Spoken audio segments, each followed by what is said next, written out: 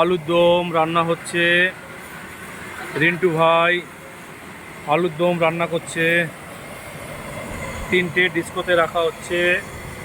এখানে 2000 পিস আলু আছে। আর এদিকে ফ্রাইড রাইস হয়েছে, এটাকে মশলা দিয়ে লাড়তে হবে। আর এদিকে দেখি, এদিকে পনির বসানো হয়েছে, এদিকে পনির রান্না হচ্ছে। এটা বাটার পনির। আর এদিকে নানের গুচি করা হচ্ছে।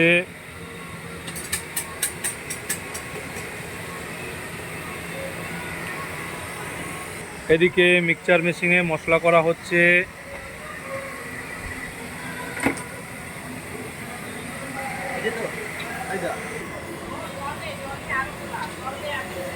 আজকে আছি মাছ